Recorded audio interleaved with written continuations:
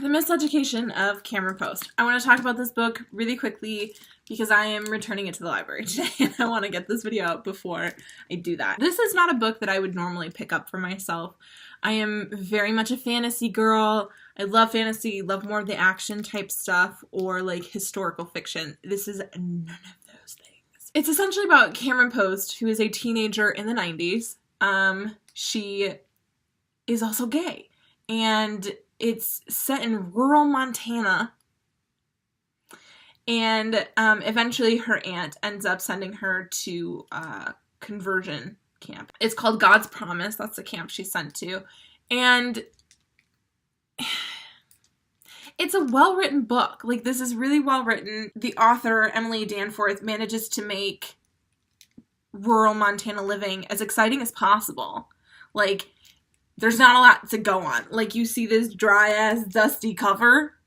That's, like, the story. You know what I mean? Like, there's not a lot to cover in rural Montana. But she manages to make it as interesting as you possibly can. But that being said, this is a big-ass book, right? Like, this is a big book. The entire thing feels like filler. It feels like the second book, the sequel book that an author writes when they're trying to make a trilogy, but only have enough interesting things to put into, like, book 1 and book 3, and so they write the sequel that is just boring filler, that you don't need, that nobody cares for, aka New Moon in Eclipse from the Twilight series. But, like, essentially, there are 2 major moments in this thick-ass book, okay? 2 major moments. I'll give you 2.5 if you count the first time she kisses a girl. So the girl kisses in the very beginning. When she goes to the conversion camp, that is what I would say is the second major moment. That happens, I actually know the page. It's page 259, which, let's just talk about that for a second. It takes 259 fucking pages before we get anything remotely interesting. God's Promise, there it is. This is the first half of the book. We don't get anything interesting happening until at least halfway through this godforsaken book. I got something worse for you, okay? The next exciting thing happens approximately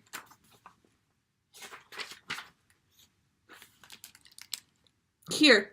The only other exciting thing is when, oh, spoiler alert, there's gonna be some spoilers.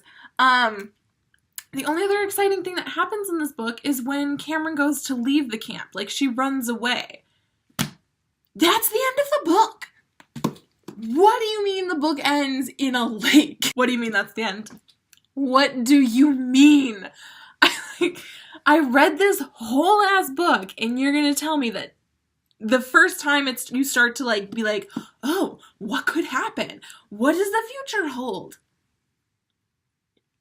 Roll end credits. The fuck? I was so mad because, like I said, it was interesting enough for a Montana novel, but it wasn't, like, anything that I, like, put down and was like, ooh, I'm glad I read that. Like, I feel, like, enriched and fulfilled. No, it was kind of boring when you take into account, like, only 2 exciting things happen, and one of them is at the end of the fucking book. And, like, I think there's 2 kinds of books. I think there's books that you read for pleasure just because they're your preferred book type. And then there are books that you should read because they teach you something, or they put you out of your shoes and into someone else's. Those first, or I suppose the second, the like, should read books, I think, happen mostly in school. You know what I mean? When we're made to read, like, Huck Finn, or God, I don't know. I read Daughter's Fortune in school, and, like, that was an okay book for, like, books you should read. Like, books that show you other people's experiences that you would have never normally thought of, and that might change your perspective for the better. Like, those are should-read books. This is a should-read book. This is a book that your teacher should just, I mean, it's kind of thick for school. Maybe if she cut it in half, like, she totally could. This is a book that should be read in school. This is a book that should be, you know, used to show teenagers about acceptance and the difference it can make in a person's life when they're accepted by the community around them. I did a cultural tech set about this. But as far as, like, a pleasure book, not for me. And, like, before you say, oh, it's because it's LGBT and you're not LGBT, bitch, I am. I just didn't care for this book. Like I said, it's well written. I think it has the potential to be a great book. It's just, it ends before anything exciting could happen. And I think the reason it does that is because it's supposed to be the, like, classic ambiguous ending. We're meant to have hope for the future, but I don't have hope for the future because she ran away at like 16 in the middle of Montana. Where are you going? What? And maybe I'm too old. Maybe teenagers should read this and feel hope. But like, I'm 25, almost 26 years old, and you tell me that this is the ending, and I'm like, how are you going to pay for gas?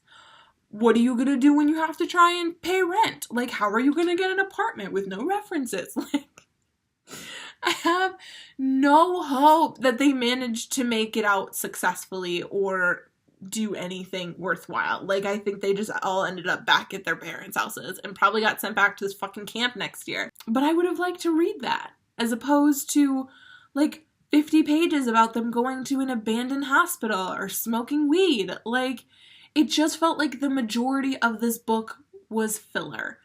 The ins and outs of everyday life in Montana, which is not exciting and could have easily taken up 3 pages. I just think that there's too much of the unimportant things. Something I did like was how well Danforth manages to make some of the more ridiculous characters still be believable. Because, like, for example, the aunt in this book, I think her name was Ruth.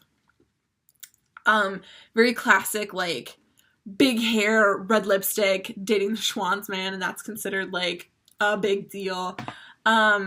It sounds like she should be ridiculous. It sounds like she should be cliche, but that's because her character is, because that person is a cliche, not because Danforth wrote her that way. And I think that's an important distinction. Like, there are a lot of characters that sound or act crazy, but they're like that because they would be in real life too. Like, these characters exist. There are people like that in real life. And I think Danforth did a really good job of that in her book, of bringing life into these characters that could very easily sound ridiculous or made up or fake, and making them sound real. Also, what was her name? Coley? Which, ugh, God, what a gross name. One of the love interests in this book, like, I feel like I knew her. I feel like I definitely grew up knowing that girl. And she wears, like, turtlenecks and rides horses and probably always has, like, a low ponytail. And I was like, oh my God, I know who you're talking about. So, in the end of my short review, it's well written. The characters are well developed. And it could be an interesting story. I just felt like there was so much filler and so much unnecessary bullshit. Like, if I had to read one more page about her getting high... Honestly, I haven't seen the movie, because this was also made into a movie. But, like, I feel like it's probably good. I feel like the movie might be better than the book, because a movie is going to be shorter. Like, one of the biggest complaints about, like, the Harry Potter series, or, what's that? Cassandra Clare series, like, the Mortal Instruments or Infernal Devices or something like, I always get them mixed up.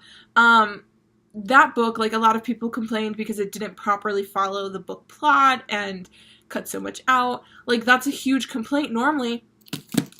I think this book could benefit from it. Like, I'm kind of interested to see the movie now, because I feel like the movie just stuck with the main points and the exciting bits, and probably made a pretty good movie. Also, Chloe Grace Moretz. So yeah, it's a well-written book. It's interesting. I think it's one of those should-read books. Everyone should read something like this at least once to get a better perspective of gay teens and the struggles that they go through. It's worth a read. It's not something that I would have ever picked up for fun. And the ending just frustrated me so much that I will never be picking it up again. Fuck this book.